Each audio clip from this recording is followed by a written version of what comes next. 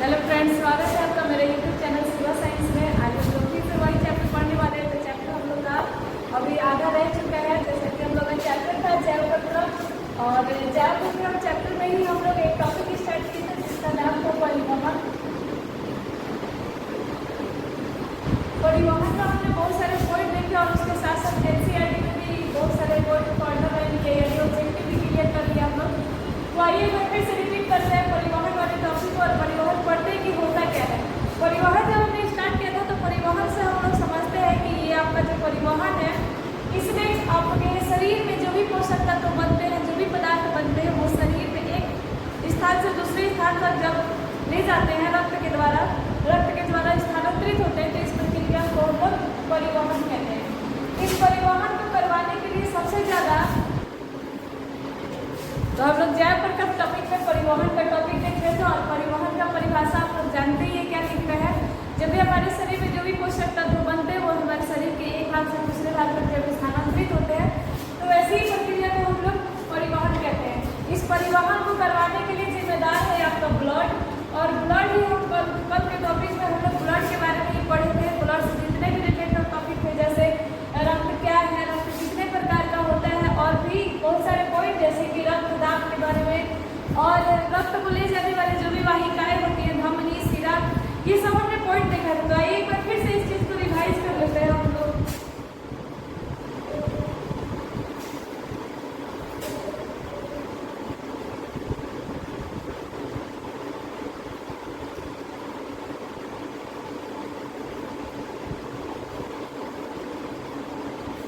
हम लोग का टॉपिक था रक्त,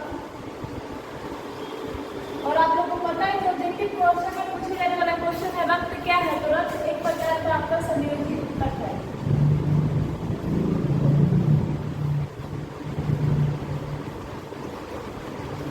रक्त एक प्रकार का संयोजी ऊतक है, और ये जो ब्लड होता है, रक्त होता है, ये आपका 3 प्रकार का मिलेगा।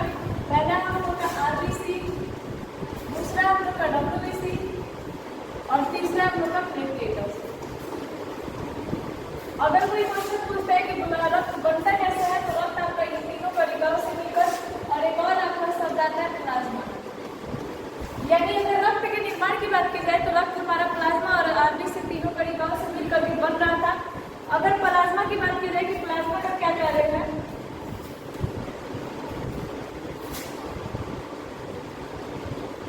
अगर प्लाज्मा की बात की जाए आपके प्लाज्मा के कार्य का, तो आपके शरीर में प्लाज्मा जितने भी प्रोटीन होते हैं, कुछ खास खाद्य पदार्थों का भी वहन करता है, जैसे आपका ब्लड करता है।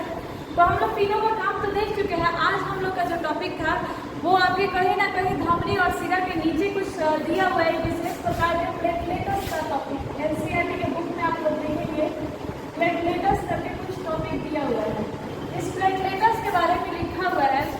आपके साथ अक्सर ऐसी घटना होती है कि कभी कभी बाई चांस क्या होता है कि चलते टाइम में, या कभी खेलते टाइम, या कोई काम करते टाइम में शरीर का कोई हिस्सा जब कट पड़ जाता है, तो ऐसा तो नहीं है कि आपके शरीर में ब्लड लगातार निकलते ही रहता है। कभी ना कभी वो ब्लड रुकता जरूर है। तो उस ब्लड को रोकने के लिए, उस ब्लड का थक्का बनाने के लिए आपका जिम्मेदार है प्लेटलेट्स। और प्लेटलेट्स में भी कुछ प्रोटीन होते हैं, प्रोथ्रोम्बिन, हेपेरिन, ऐसे आपको ऐसे कि कई प्रकार के प्रोटीन मिलेंगे जो रक्त का थक्का बनवाने के लिए जिम्मेदार होते हैं।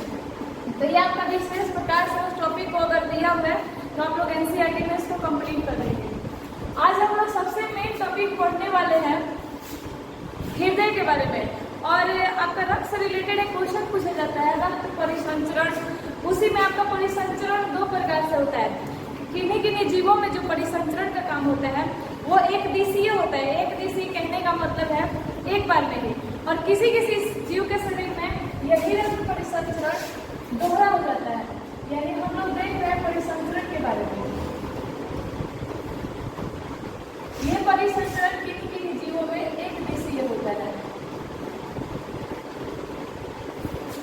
और मनुष्यों की बात की जाए तो उनमें पाया जाता है दोहरा परिसंचरण।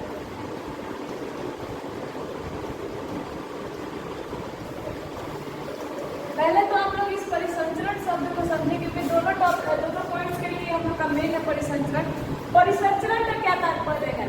परिसंचरण कहने का मतलब है कि जब आपका हृदय, एक तो हमारे पूरे शरीर से ब्लड हार्ट के पास आता है यानी हृदय के पास आता है, बाद हृदय से पूरे शरीर में जाता है।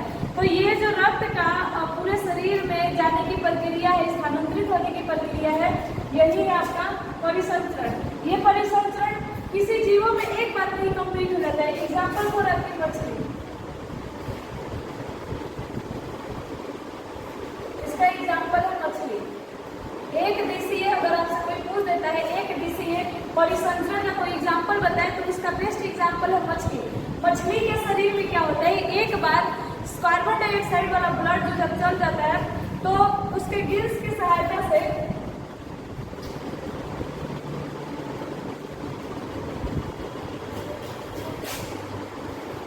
परिसंचरण में हम लोग एग्जाम्पल देख रहे थे मछली का।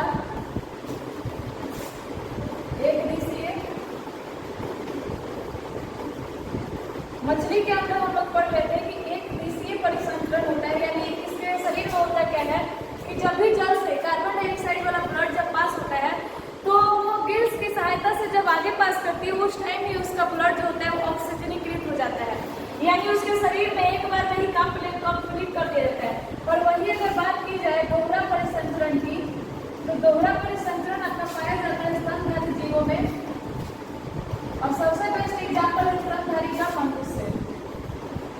जैसे कि हम लोग पढ़ते हैं कि मनुष्य के हृदय में 4 कोष्ठ होते हैं और चारों कोष्ठ में एक बार में 2 कोष्ठ में ब्लड पास होता है और एक बार में दूसरे में, तो इस तरीके से 2 बार रक्त का परिसंचरण होता है। तो हमारे शरीर अगर परिसंचरण की बात की जाए तो रुधिर का एक शरीर के एक भाग से दूसरे भाग में स्थानांतरित होने की प्रक्रिया को ही परिसंचरण कहते हैं। ये परिसंचरण आपको 2 प्रकार में मिलेगा, एक दिवसीय, दोहरा परिसंचरण। एक दिवसीय परिसंचरण का बेस्ट एग्जाम्पल है मछली, जिसके शरीर में एक बार में ही रक्त का रुधिर का परिसंचरण होता है। वही मनुष्य के शरीर में यही रुधिर का परिसंचरण 2 बार में होता है। इस प्रक्रिया को हम लोग दोहरा परिसंचरण कहते हैं। तो ये आपका रक्त से रिलेटेड ही टॉपिक था। जैसे हम लोग देख रहे थे रक्त क्या है, कितने प्रकार के होते हैं, रक्त के कार्य बताएं, उसी तरीके से ये भी आपका एक क्वेश्चन है रक्त से रिलेटेड ही, रक्त दाब के बाद पूछा जाता है दोहरा परिसंचरण के बारे में। और ये आपका पूछा गया बिहार बोर्ड में क्वेश्चन है, जब भी आप देखेंगे तो बिहार बोर्ड में कई बार पूछ चुका है इस क्वेश्चन को। आइए आगे हम लोग देखते हैं इस रिलेटेड टॉपिक। तो हृदय का जो लॉन्ग क्वेश्चन वो हम लोग लास्ट में पढ़ लेंगे, पर कुछ पेड़ पौधों से भी रिलेटेड क्वेश्चन पूछा जाता है। बात की जाए अगर मनुष्यों की, किसी जीव की, तो जीव के शरीर में ब्लड है जो इस चीज को करवा रहा है, यानी परिवहन का काम करवा रहा है। पर अगर बात आ जाएगी पेड़ पौधों की, अगर पेड़ पौधों की बात की जाए तो पेड़ पौधों में ऐसा कौन सा ऊतक है, ऐसी कौन सी चीजें हैं जो जिम्मेदार है परिवहन करवाने के लिए। तो सबसे पहला चीज हम लोग का अगर ब्लड की बात की जाए तो हम लोग का जो ब्लड था वो एक प्रकार का संयोजी ऊतक था जो कि परिवहन के लिए जिम्मेदार है। जबकि वही पेड़ पौधों की अगर बात करेंगे हम लोग,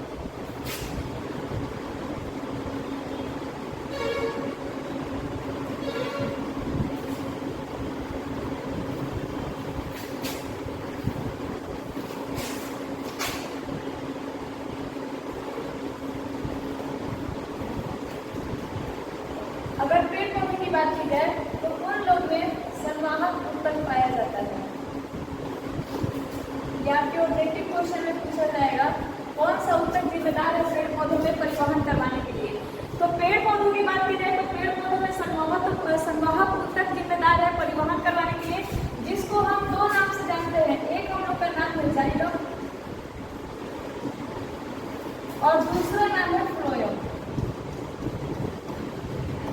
तो यहाँ से एक और क्वेश्चन उल्टा उठा सकता है, जाइलम फ्लोएम कौन सा ऊतक है, संवाहक ऊतक है जो पेड़ पौधों में कौन सा काम करवाता है, तो आपका परिवहन का काम करवाता है।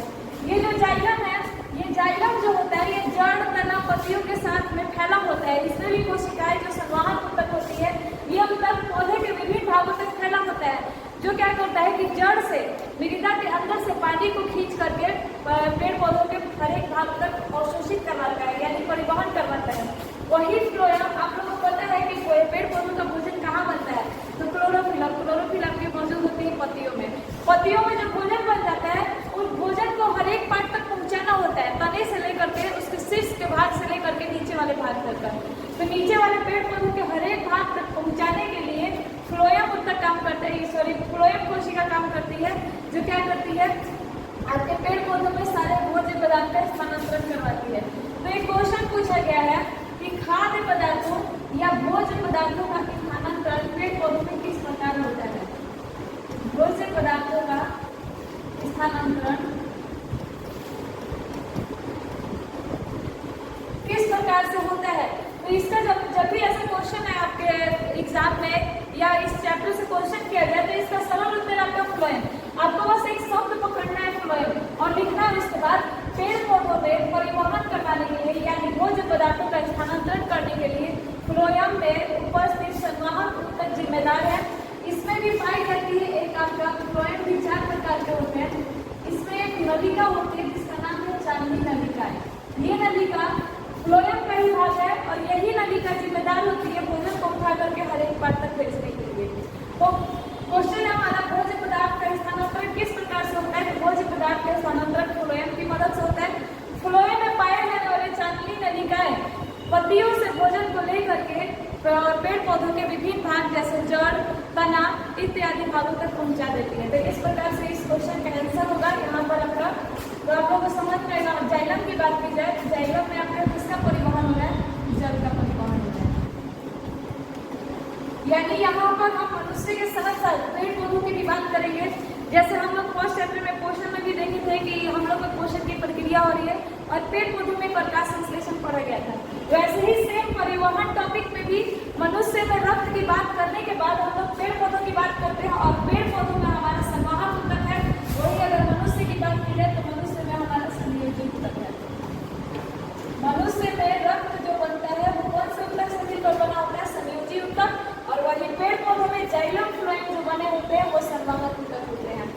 फ्लोएम जाइलम में कुछ चांदनी नलिकाएं होती हैं जो किसी भी चीज को लेकर के पेड़ पौधों के हर एक भाग तक पहुंचा देती है। अब एक क्वेश्चन पूछा हुआ है इसी सारे टॉपिक में मिला करके, वाष्पोत्सर्जन। वाष्पोत्सर्जन क्या है? अधिकतर लोगों को पता नहीं होगा। इस पॉइंट पर आप लोग नोट कर लेंगे, अपनी भाषा में परिभाषा लिख सकते हैं।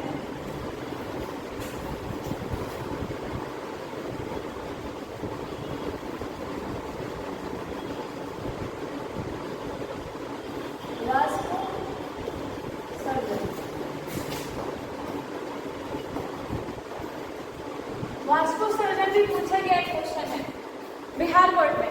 तो वाष्पोत्सर्जन क्या होता है? ये वर्ड आप लोग मतलब समझते हैं। इसमें आपको कुछ दिख रहा है वाष्प। अगर इससे निकाला जाए वाष्प और ये जो सर्जन है आप लोग को पता चलता है कि सर्जन का मतलब होता है किसी भी चीज को बाहर निकालना। आपके नाम में ही परिभाषा सुना हुआ है। यहाँ पर दिख रहा है आपको 2 शब्द से मिला हुआ है वाष्प प्लस उत्सर्जन। उत्सर्जन का मतलब होता है किसी भी चीज को बाहर निकालना और वाष्प का मतलब होता है जब पानी की बूंदें निकलती हैं। तो यहाँ पर वाष्पोत्सर्जन क्या है? ध्यान दीजिएगा। पेड़ का वायवीय भाग, वायवीय भाग कहने का मतलब जो भाग हवा में मौजूद होता है, जैसे हम लोग की पत्ती, तना इत्यादि। हम लोग पिछले भाग में पोषण वाले भाग में रंध्र के बारे में पढ़ चुके हैं। ये रंध्र आपका कर क्या रहा था? इस रंध्र में क्या होता है कि जो भी हम 100% जल देते हैं, इस 100% जल में से 90% जल का हानि हो जाता है। 90% जल क्या हो जाते हैं? बर्बाद हो जाते हैं। और वो बर्बाद कहाँ से होते हैं? जैसा आप कभी कभी सुबह के टाइम उठेंगे तो आपको पेड़ पौधों पर शीत नजर आता होगा, पानी की बूंदें दिखती होंगी। ये पानी की बूंदें आती कहाँ से? जो जल हम लोग पेड़ पौधों में डालते हैं वही वाष्प के रूप में लगातार बाहर निकलती रहती है और पेड़ पौधों के पास केवल 10% जल ही पहुँच पाता है। तो ये जो वायवीय भाग, पेड़ पौधों का वैसा भाग जो हवा में मौजूद होता है, वायु की उपस्थिति में होता है, उसमें लगातार जल की हानि होती रहती है। किस रूप में? वाष्प के रूप में वो बाहर निकलते रहता है। इस प्रक्रिया को हम लोग वाष्पोत्सर्जन कहते हैं। तो ये भी 2 नंबर का पूछा गया क्वेश्चन है 10th क्लास में कि वाष्पोत्सर्जन क्या है। तो पेड़ पौधे के वायवीय भागों से लगातार जल वाष्प के रूप में निकलते रहता है जिससे जल की हानि होती है और यही प्रक्रिया आपका वाष्पोत्सर्जन कहलाता है। तो हम लोग बात किए परिवहन का। परिवहन में ही टॉपिक दिया हुआ है। तो जाइलम, फ्लोएम, वाष्पोत्सर्जन और भोजन का स्थानांतरण किस प्रकार से होता है, ये सारा क्वेश्चन आपके पेड़ पौधों से उठाया जाएगा। बाकी अगर मनुष्य की बात की जाए तो हम लोग देख ही लिया रक्त के बारे में। रक्त कितने प्रकार के होते हैं और बाकी जो भी प्लाज्मा के बारे में पूछा जाए या प्लेटलेट्स के बारे में पूछा जाए तो वो क्वेश्चन आप लोग देख सकते हैं। और एक और हमारा क्वेश्चन था धमनी और सीना में अंतर, जो कि हम लोग कल देख चुके थे। अब अपने एक लास्ट टॉपिक पढ़ते हैं, लॉन्ग क्वेश्चन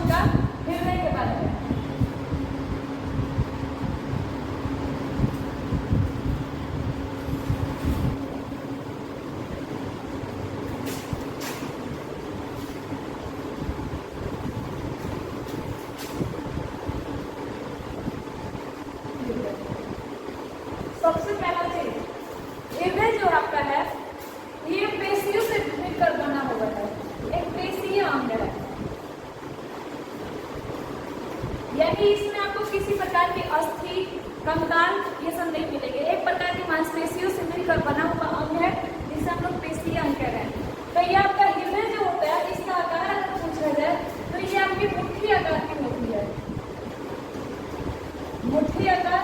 और अगर जगह पूछा जाए कि कहाँ पर पाई जाती है हमारे शरीर में, तो बाईं ओर होती है। कहाँ पर होता है? बाएं ओर होता है। तो ये आपका हृदय के बारे में। और जो हम लोग अगर मनुष्य के हृदय की बात की जाए तो हम लोग में 4 कोष्ठ होते हैं, और वो चारों कोष्ठ होना इम्पोर्टेंट है। जो हम लोग एक टॉपिक पढ़े दोहरा परिसंचरण, वो दोहरा परिसंचरण 4 कोष्ठ होने की वजह से ही हमारे शरीर में होता है। तो चारों कोष्ठ का अगर हम नाम पढ़े,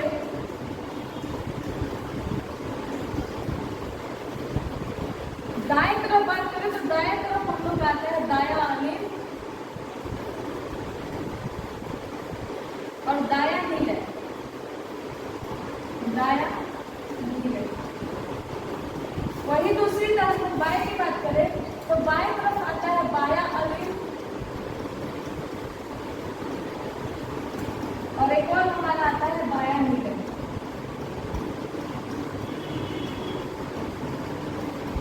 अब यहाँ से देखिए आप लोग ऑब्जेक्टिव पूछे जाने वाला क्वेश्चन क्या है।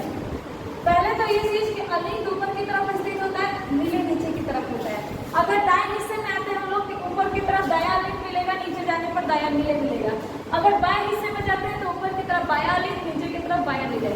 अब इन दोनों से क्वेश्चन पूछा जाता है, अलिंद की अपेक्षा में किसकी भित्ति मोटी होती है? यही क्वेश्चन जैसे धमनी और सिरा में था। नीले की भित्ति मोटी होती है या आपके अलिंद की भित्ति मोटी होती है?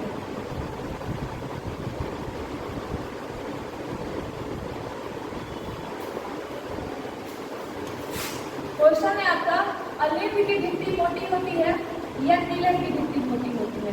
चारों क्वेश्चन हम लोग देख चुके हैं, बाया अलिंद, दाया अलिंद, दाया नीले, बाया नीले। यहाँ पर हम लोग का क्वेश्चन यहाँ से लिखा है कि अलिंद की भित्ति मोटी होती है, नीले की भित्ति। आप लोग दिमाग लगा सकते हैं जो उसी प्रकार जैसे हम लोग का धमनी और सिरा में था। धमनी की भित्ति में आप लोग सोचे, धमनी की भित्ति मोटी क्यों थी? क्योंकि उच्च प्रेशर से, हाई प्रेशर से ब्लड को पास करना था। वैसे ही यहाँ पर आपका ये नीले का जो भित्ति है वो मोटी होती है। नीले की भित्ति अलिंद की अपेक्षा में मोटी होती है। अब ध्यान से सुने रीजन क्या है, क्यों इसकी जो भित्ति है वो मोटी होती है।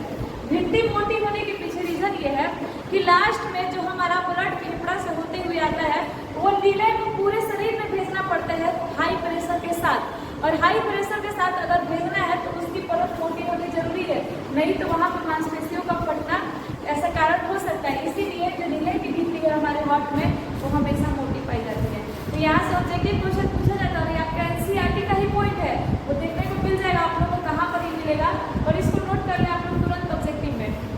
उसके बाद हमें नोट में हम लोग चारों देख चुके हैं, चारों पोस्ट। एक हम लोग का दाया नीले, बाया नीले, दाया अलिंद, बाया अलिंद। अब इनका काम देखते हैं कि काम होता क्या है। आपका एनसीईआरटी का टॉपिक है दिया हुआ है हमारा पंख हृदय। इसमें आप लोग देख सकते हैं जो भी आप लोग को पॉइंट लिखवाया गया इसमें है, जैसे लिखा हुआ है हृदय एक पेशी अंग हमारी मुट्ठी के आकार का होता है, क्योंकि उद्दीप को ऑक्सीजन और कार्बन डाइऑक्साइड दोनों का ही वहन करना होता है। बोल रहे हैं कि ये छोटा होता है, हमारा हृदय मुट्ठी के आकार का ही होता है, क्योंकि इसका जो काम है ये काम है ऑक्सीजन और कार्बन डाइऑक्साइड का परिवहन करना। ये आपका हृदय का चित्र है, इसमें जो भी पार्ट हम लोग देख सकते हैं, जैसे हम लोग देखे हैं दाया अलिंद, दाया नीले। आपको देख रहे हैं नीले आपका नीचे की तरफ है और अलिंद कहाँ है? ऊपर की तरफ। इधर है आपका बाया नीले और ऊपर की तरफ है बाया अलिंद। इसका आंसर देखिए क्या है। सबसे पहले ये आपको कलर से ही पता चलना चाहिए। इसमें आपको ब्लू कलर दिखाया गया है, इसमें जो भी ब्लड पास होते हैं ये कार्बन डाइऑक्साइड वाले ब्लड है। कौन सा ब्लड है? इसमें जितना भी रक्त है ये कौन सा है? ये आपका कार्बन डाइऑक्साइड वाला है। और इस तरह जितना भी ब्लड आपको दिख रहा है ये आपका ऑक्सीजन वाला है। उसके बाद शरीर के पार्ट जैसे फुफ्फुस, धमनी, फुफ्फुस, सिरा, बाया अलिंद, बाया नीले। आपको बाया अलिंद, बाया नीले तो पता चल गया, पर ये हिस्से भी आप लोग को याद करने हैं। जैसे शरीर के ऊपरी भाग से महाशिरा, फुफ्फुस, धमनियाँ, फिर फुफ्फुस, सिरा और आपका ये 3 पॉइंट आपको याद करने जरूरी है। फुफ्फुस सिरा, फुफ्फुस धमनी और आपका ऊपरी भाग महाशिरा। एक यहाँ पर महाशिरा है जो कि निचले हिस्से में है और ये आपका ऊपरी हिस्से में है। अब आइए हम लोग एक क्रम से जानते हैं कि कैसे कैसे इसमें काम होता है। हृदय अपना परिवहन का काम कहाँ से स्टार्ट करता है और कहाँ पर जाकर के खत्म करता है। हमारे शरीर से सारे ब्लड यहाँ शरीर के निचले महाशिरा में लाया जाता है। कहाँ पर लाया जा रहा है? नेक्स्ट वाली मिस्टेक में ध्यान देंगे आप लोग। हमारा जो भी ब्लड होता है, ये पाइप जो दिख रहा है आप लोग का, ये ऊपरी हिस्सा जो दिख रहा है, ये हमारे शरीर के शिरा से जुड़ा होता है। शरीर से सारे ब्लड को इकट्ठा करके यहाँ लाके छोड़ दिया जाता है। अब यहाँ पर आपको कोई झोंकर जैसा दिख रहा है हिस्सा, इसको हम लोग कहते हैं कपाट। ये हम लोग का कपाट है। ये होता क्या है कि जैसे ही आपका ये ब्लड जो हमारे शरीर से इकट्ठा हो रहा है, ये ब्लड आते ही ये बंद हो जाता है। ये हिस्सा आपका क्या हो जाएगा? पूरे तरीके से बंद हो जाएगा। नीचे जैसे ही ब्लड आ जाएगा, ब्लड आने के बाद यही ब्लड यहाँ से होते हुए आपके शरीर में इस तरफ जाता है। ये ब्लड कहाँ जाएगा आपका? यहाँ से होते हुए ऊपर की तरफ। और ये फुफ्फुस धमनी जो आप लोग को दिख रहा है ना, ये फुफ्फुस धमनी आपके फेफड़े से जुड़ा होता है। ये देखिए, ध्यान से देखिएगा इस चीज को। पहले जो ब्लड है वो शरीर के ऊपरी महाशिरा से होते हुए आएगा, होते हुए आपके जाता है नीले के पास, नीले से होते हुए चला जाएगा फुफ्फुस धमनी, और फुफ्फुस धमनी से चला जाता है फेफड़ा के पास। उसके बाद ये फेफड़ा से होते हुए ब्लड आता है फुफ्फुस शिरा के पास, और फुफ्फुस शिरा से होते हुए कहाँ आएगा? बायां अलिंद, और बायां अलिंद से होते हुए फिर बायां नीले, और फिर इस तरीके से ये जो महाधमनी दिख रही है, यहाँ से आपके पूरे शरीर में पास हो जाता है। तो अगर एक रियल हृदय का चित्र बनाना है, अगर एक सही हृदय का चित्र बनाना है, तो आपके एनसीईआरटी में बहुत अच्छे तरीके से दिया हुआ है। आप कुछ इसमें मिस्टेक हटा सकते हैं, ये लाइन वगैरह जो भी दिया हुआ है, पर इसको क्लियर आप लोग बनाएं, ताकि जो भी हिस्सा किस प्रकार से कहाँ से रास्ता खुल रहा है, ये चीज आपको क्लियर दिखे। और लोग ब्लड ये तभी समझ में आएगा कि कौन सा हिस्सा कहाँ से जाके खुल रहा है। तो यहाँ से ब्लड हम लोग का आया, यानी ऊपरी महाशिरा से आया, दायां नीले से होते हुए दायां अलिंद से होते हुए दायां नीले, फिर चला गया फुफ्फुस धमनी के पास, यहाँ से ब्लड आपका गया फेफड़े के पास, और फेफड़ा से होते हुए चला गया फुफ्फुस शिरा से बायां नीले, और उसके बाद महाधमनी से पूरे शरीर में। तो वही क्वेश्चन पूछा गया है कि धमनी की अपेक्षा में नीले की गिनती कैसी होती है? मोटी होती है। क्यों? क्योंकि ब्लड को पूरे शरीर में कौन भेज रहा है? आपका नीले भेज रहा है। तो नीले को प्रेशर ज्यादा चाहिए, जिस कारण इसकी गिनती मोटी होती है। तो एक हम लोग क्रम वाइज देख लेते हैं कैसे कैसे काम हुआ है। पहला नंबर यहाँ पर आपका काम हुआ है, दूसरा ये, तीसरा यहाँ पर, और उसके बाद चौथा हम लोग का यहाँ से होते हैं यहाँ पर 5, 6, 7 और 8 यहाँ पर। यानी आपको 8 पॉइंट याद करने पड़ेंगे। पहला ऊपरी महाशिरा, दूसरा हम लोग का बायां अलिंद, तीसरा बायां नीले, चौथा फुफ्फुस धमनी, पांचवा फुफ्फुस शिरा, उसके बाद बायां अलिंद, बायां नीले और महाधमनी। तो एक बार इस चीज को हम लोग देख ले रहे हैं अपने क्रम वाइज।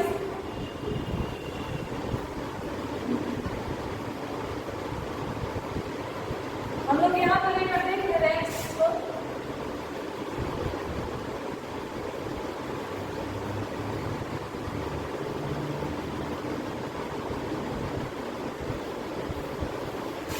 हम लोग जो भी आज क्रम पढ़े हैं हृदय में, ध्यान से देखेंगे हम लोग कहाँ से स्टार्ट हुआ है। पहला जो आपका काम स्टार्ट हुआ है ऊपरी महाशिरा से। अगर परिभाषा लिखना है तो पहले आपको 8 पॉइंट ध्यान रखने होंगे। ऊपरी महाशिरा से क्या हुआ है? ऊपरी महाशिरा से आपके शरीर से ब्लड को इकट्ठा किया गया है, उसके बाद भेजा कहाँ गया है? तो दायां अलिंद में रक्त को भेज दिया गया है। इसमें कौन सा ब्लड है? आपका कार्बन डाइऑक्साइड वाला ब्लड है। दायां अलिंद से होते हुए आपका ब्लड कहाँ गया है? दायां नीले में। आपका ब्लड कहाँ गया है? दाएं नीले में। उसके बाद इस दाएं नीले से ब्लड को भेजा गया है फुफ्फुस धमनी के पास। यहाँ आपका कार्बन डाइऑक्साइड वाले ब्लड का काम खत्म हो गया है। पहले शरीर से इकट्ठा किया जाएगा, ऊपरी महाशिरा लेगा, महाशिरा से दायां अलिंद से होते हुए दायां नीले, और दायां नीले से होते हुए फुफ्फुस धमनी। अब ये धमनी आपका इस ब्लड को फेफड़े के पास पहुंचा देगी, यानी पहुंचाने वाला काम यहाँ पर एंड। ऐसे आप लोग पॉइंट को याद करें। कितने पॉइंट है फेफड़े तक पहुंचाने के लिए? 4 पॉइंट है, और 4 पॉइंट में आप लोग इस ब्लड को फेफड़े तक पहुंचा दिया गया। उसके बाद फेफड़े से देखते हैं कि ब्लड वापस कैसे आता है, कैसे किस क्रम से वापस आ रहा है। तो फेफड़े से सबसे पहले आपका ब्लड जो वापस आएगा वो कहाँ पर आएगा? फुफ्फुस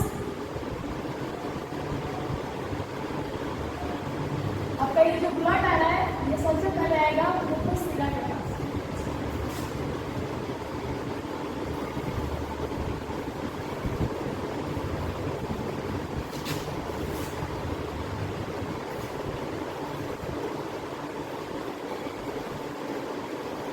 फुफ्फुस शिरा के पास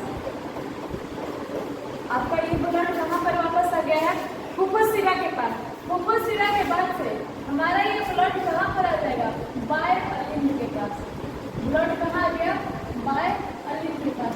ये बाय अलिंद आगे की ओर धकेलेगा और धकेल करके भेज देता है बाय निलय के पास। बाया निलय, और निलय से होते हुए हमारा ब्लड चला जाएगा महाधमनी के पास, और महाधमनी से होते हुए भेज दिया जाएगा पूरे शरीर में। तो ये 8 क्रम है जो आपके हृदय में चलता रहता है। अगर ये 8 क्रम आपको याद है तो हृदय का कार्य जब भी लिखने को आएगा आपका मिस्टेक नहीं हो सकता है। पहला तो शरीर में आप लोग को याद करना पड़ेगा कि फेफड़ा में पहुंचाने के लिए कौन कौन सा पॉइंट आ रहा है, फेफड़ा से वापस शरीर तक भेजने के लिए कौन कौन सा पॉइंट आ रहा है। तो मेन तो क्या है? मेन आपका नाम है। पहला ऊपरी महाशिरा शरीर से इकट्ठा किया, शरीर से इकट्ठा करने के बाद भेजेगा दाया अलिंद, दाया अलिंद से होते हुए नीचे की ओर, नीचे से होते होते फुफ्फुस धमनी के पास। फुफ्फुस धमनी से चला जाएगा ब्लड आपका फेफड़ा के पास। फेफड़ा के पास जब ब्लड को ऑक्सीजन मिल जाएगा, उस ऑक्सीजन को लेते हुए आएगा फुफ्फुस शिरा के पास। शिरा से होते हुए बाया अलिंद, फिर बाया निलय, फिर महाधमनी, और महाधमनी से होते हुए आपके पूरे शरीर में इस ब्लड को भेजे। तो ये आपका लॉन्ग क्वेश्चन था जो कि पूछा जाता है हृदय क्या है और इसके कार्य बताए, चित्र सहित वर्णन करके पूछा जाता है। तो चित्र सबसे अगर 5 नंबर आपको लेना है तो समझिए आपका कि 2.5 नंबर का आपका परिभाषा होगा और वही 2.5 नंबर का आपका चित्र होगा। तो ये ना समझे आप लोग कि हम बस परिभाषा लिख देंगे तो हमको ज्यादा नंबर मिल जाएगा। जब तक आपका परिभाषा के साथ चित्र पूरे तरीके से कंप्लीट नहीं आपको 5 नंबर नहीं मिल सकता है। तो जितना आप लोग को परिभाषा पर ध्यान देना है उतना आपको चित्र के डायग्राम पर भी रिविजन करना है। एक बार हम लोग फिर से एनसीईआरटी में जो पॉइंट दिया हुआ है उस एनसीईआरटी को देख करके आज परिवहन का टॉपिक खत्म कर देते हैं।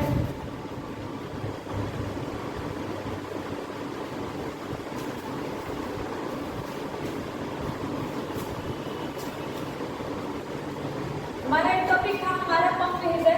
इसमें आप लोग पॉइंट देख लेंगे क्या क्या लिखा हुआ है। आप लोग एनसीईआरटी लिए होंगे तो डायरेक्ट अंडरलाइन करते जाएंगे, बता देंगे कि इसका ऑब्जेक्टिव कहाँ पर है। हृदय पेशी है, ये भी आपका ऑब्जेक्टिव ही है।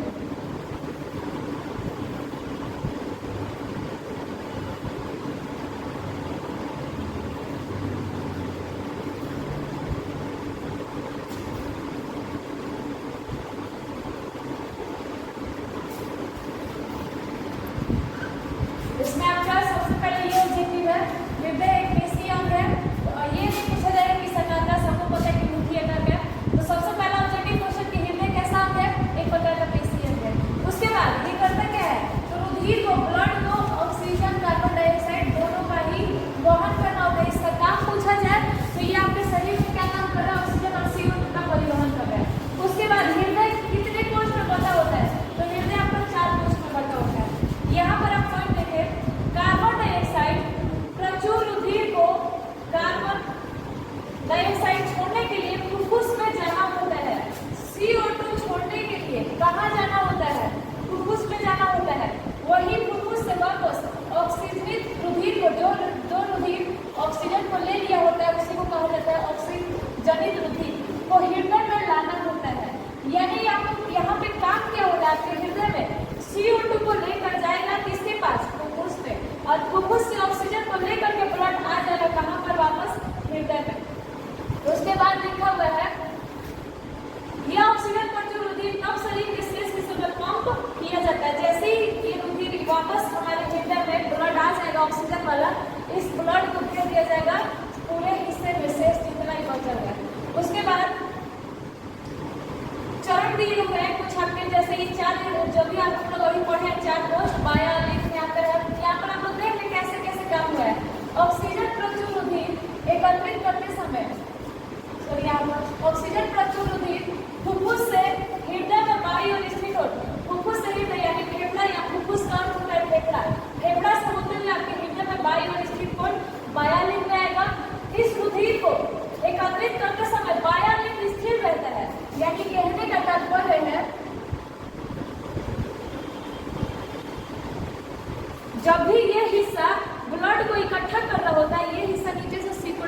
होता है, किस तरीके का होता है, संकुचित रहेगा। और अगर ये हिस्से में ब्लड आएगा तो ये हिस्सा कहीं ना कहीं संकुचित, यानी शिथिलन और संकुचन का काम लगातार दोनों में चलते रहेगा। जब अगला कोष्ठ बायानी लेंथ फैलता है तब ये संकुचित होता है। लिख रहे हैं आप लोगों के एक बार शिथिल और एक बार संकुचित शब्द का प्रयोग किया हुआ है, तो एक बार ये फूलने का काम करेंगे और एक बार संकुचित होने का। बाकी इसमें आप लोगों को पढ़ लेना, वही परिभाषा मिलेंगे, हम लोग जहाँ ऑब्जेक्टिव मिलेगा उस पॉइंट को देख लेते हैं। और सबसे मेन चीज है आप लोग का ये चीज, इसको समझना बहुत जरूरी है। ये जो भी चीज दिया हुआ है ये हिस्सा, ये आपको समझाएगा हृदय का काम। इसमें ये आपको जो हिस्सा दिख रहा है, ये हृदय आपका बीच में जो दिख रहा है, हृदय में कैसे कैसे हमारी धमनी और शिराएं काम करते हैं, उसी चीज को दिखाया गया है। फुफ्फुस से फुफ्फुसीय शिरा दिख रहा है आप लोग को। फुफ्फुस का मतलब होता है फेफड़ा, और फेफड़ा से जो भी वाहिकाएं निकल के आ रही है वो है फुफ्फुस शिरा। आप लोगों को एक चीज पता होना चाहिए, ये अपवाद है। शिरा में हम लोग पढ़ते हैं कि शिरा का काम है कार्बन डाइऑक्साइड का स्थानांतरण, और यहाँ पर फुफ्फुसीय शिरा जो है आपका, ये फुफ्फुसीय शिरा ऑक्सीजन वाले ब्लड को लेकर के आता है, तो ये अपवाद में होता है फुफ्फुसीय शिरा। फुफ्फुस कोशिकाएं ये फेफड़ा का हिस्सा है। फुफ्फुस केशिकाएं इसलिए लिखा हुआ है, जब भी कोशिका बहुत पतली और छोटी छोटी होती है तो उसको केशिका कहा जाता है। ये आपका फेफड़ा का हिस्सा है। यहाँ से एक नलिका यहाँ तक आ रही है और यहाँ से एक नलिका इस प्रकार से। ये जो आपके शरीर से होता हुआ ब्लड गया है, जो आपके शरीर से होता हुआ ये ब्लड गया है हृदय में, यही देखिए क्या कर रहा है, यहाँ से ब्लड को इकट्ठा करके फेफड़ा तक पहुँच जाएगा। फेफड़ा में जब कम हो जाता है तो इस तरफ से ब्लड होते हुए हृदय के पास, और हृदय से फिर ब्लड होते हुए पूरे शरीर में। तो ये काम दिखाया गया है यहाँ पर, और यहाँ आपका लिखा भी हुआ है, यहाँ पर लिखा भी हुआ है ऑक्सीजन तथा कार्बन डाइऑक्साइड के परिवहन तथा विनिमय का व्यवस्था निरूपण। यहाँ पर हम लोग ऑब्जेक्टिव मिल जाएगा जो बताया गया है, मछलियों के शरीर में एक चक्र में केवल एक बार ही हृदय में जाता है, और मछलियों में बताया गया कि 3 कोष्ठ होता है। तो वो जो ऑब्जेक्टिव बताया गया आप लोग को यही मिलेगा, सरीसृप जंतु 3 कोष्ठ ही हृदय होता है। ये ऑब्जेक्टिव, इसमें आप लोग को बहुत ही ऑब्जेक्टिव मिलेंगे, तो इस पॉइंट पर लोग देखेंगे। बाकी हम लोग वक्त दाब तक देख चुके थे। उसके बाद इसमें धमनी और शिरा में अंतर आप लोग को एक टॉपिक बताया हुआ है। हाँ, यही चीज हम बताए थे, प्लेटलेट्स द्वारा अनुरक्षण। प्लेटलेट्स जो हम लोग पढ़े इसमें यही लिखा हुआ है। इस टॉपिक को जब आप लोग पढ़ेंगे तो इस टॉपिक में बस इतना ही लिखा हुआ है कि आप लोग देखे हुए कि हमारे शरीर में हम जब काम करते रहते हैं, चाकू से कुछ काटते समय होता क्या है कि हमारे यहाँ का कोई हिस्सा कट जाता है। कटने के बाद ऐसा तो नहीं है कि वहाँ पर रक्त आना बंद हो जाता है, रक्त लगातार निकलते रहता है, रक्त को बंद होना पड़ता है। तो ये जो काम हो रहा है, इस काम के लिए जिम्मेदार है प्लेटलेट्स। इस पूरे टॉपिक को वही लिखा हुआ है। उसके बाद एक क्वेश्चन है आपका लस्सी का।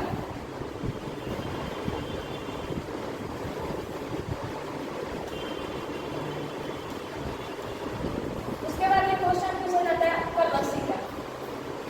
यहाँ पर ये लसिका क्या है, हम लोग प्लाज्मा देख लिए, ब्लड देख लिए, और अभी तक हम लोग लसिका की चर्चा नहीं की है।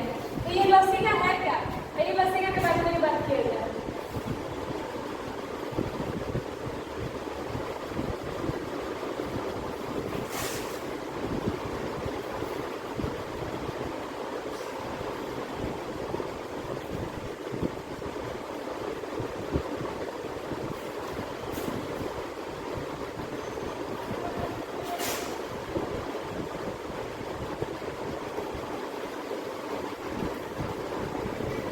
हम लोग बात करते हैं इस लसिका वाले पॉइंट को, जो आपका छूट रहा था ये पॉइंट। ये लसिका जो है, इसका भी जो कार्य है वो रक्त की तरह ही है।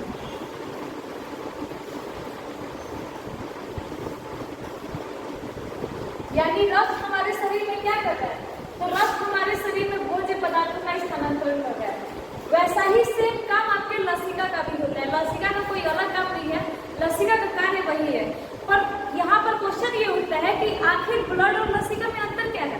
देखिए, कभी कभी क्या होता है कि ब्लड के साथ साथ कुछ द्रव मौजूद होते हैं, और वो द्रव होता क्या है कि कभी कभी धमनियों से, शिराओं से बाहर निकल के कोशिका के कुछ अलग भाग में चले जाते हैं। बाई चांस एक एग्जाम्पल लिया जाए, मान लीजिए हम किसी पाइप से पानी को पास कर रहे हैं, कभी कभी क्या होता है कि पानी पाइप के अलावा कुछ बाहरी हिस्सों में भी गिर जाता है। वैसे ही हमारे शरीर में द्रव, जैसे कि लिक्विड और प्लाज्मा हम लोग देखे हैं, तो प्लाज्मा तो हमारा ब्लड नहीं है, पर उसमें भी द्रव होते हैं। जैसे ही वो द्रव हमारे शरीर में धमनी शिरा के अलावा किसी और पार्ट में चले जाते हैं, किसी और ऊतक में चले जाते हैं, उसी को हम नाम देते हैं लसिका। और इसके बारे में हम लोग पढ़ेंगे भी कि ये जो लसिका होती है ये रंगहीन होते हैं, इसका कोई भी कलर नहीं होता है। ये लसिका रंगहीन होते हैं। लसिका रक्त की तरह ही कार्य करते हैं, यानी लसिका का भी कार्य है बचे हुए भोज्य पदार्थ, यानी जो ब्लड छोड़ जाते हैं कुछ शेष भोज्य पदार्थ, उनका ये परिवहन करते हैं। बचे हुए भोज्य पदार्थ का क्या करते हैं, ये परिवहन करते हैं। तो लसिका क्या है, लसिका एक प्रकार का द्रव जैसा ही है, एक प्रकार का द्रव है जो हमारे शरीर में, जो हमारे शरीर के अवकाशों में प्राप्त होता है। यहाँ पर आपको एक शब्द लिखना है, अवकाश। अवकाश का अर्थ क्या होता है, ये भी बता रहे क्या होता है। मान लीजिए आप किसी डब्बे में फिक्स कर चुके हैं कि अगर इस पेन को छोड़ा जाए तो डब्बे के अंदर ही जाएगा, और डब्बे कभी कभी क्या होगा कि आप इस पेन को गलत तरीका से छोड़े, डब्बे में ना जाकर कहीं और गिर जाता है। तो जिन जगहों पे गिरता है उसी को कहा जाता है अवकाश। हमारा ये जो ब्लड है वो वही गांव में पास हो रहा था, पर कभी कभी उसका लिक्विड पार्ट क्या होता है कि धमनी शिरा में ना जाकर के शरीर के अन्य भागों में चला जाता है, उसी को कहा जाता है। तो शरीर के अगर अवकाश वाले भाग में कोई द्रव होता है तो उस द्रव को लसिका के नाम से जाना जाता है। लसिका रंगहीन होती है और लसिका कुछ शेष भोज्य पदार्थों का परिवहन करती है। तो ये भी 2 नंबर का क्वेश्चन है आपका। लसिका क्या है, लसिका का कार्य बताएं, लसिका कैसा होता है, किस प्रकार का होता है, तो ये लसिका है आपका। यानी अगर हम लोग पूरा परिवहन की बात करें तो परिवहन में शुरू से लेकर के लास्ट तक हम लोग कौन कौन सा पॉइंट देखे हैं, एक बार इसकी चर्चा कर लेते हैं, रिवाइज कर लेते हैं सारा चीज।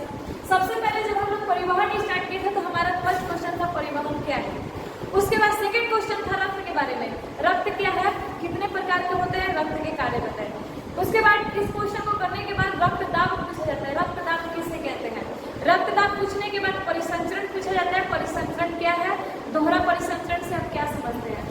उसके बाद हम लोग बात किए पेड़ पौधों के बारे में, पेड़ पौधों में परिवहन किस प्रकार होता है, जिसमें हम लोग को मिला है संवाहक ऊतक, और संवाहक ऊतक 2 प्रकार के हैं, जाइलम फ्लोएम। तो जाइलम का कार्य लिखिए, ये भी एक क्वेश्चन बनता है। उसके बाद फ्लोएम का कार्य लिखिए, ये भी आप लोग का एक क्वेश्चन है।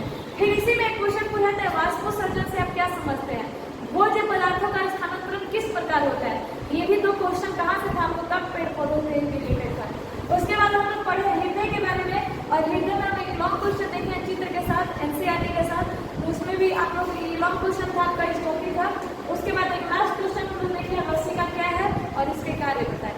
तो इतने सारे पॉइंट हम लोग, इतने सारे क्वेश्चन देखे हुए हैं, ये सारा आपके एनसीईआरटी में है। तो आप लोग जा करके आज परिवहन टॉपिक थोड़ा बड़ा है श्वसन से, पोषण और परिवहन टॉपिक थोड़ा बड़ा है, बाकी उत्सर्जन जो टॉपिक है आप लोग का बहुत ज़्यादा छोटा है। तो उत्सर्जन वाले टॉपिक को कल हम लोग देखेंगे।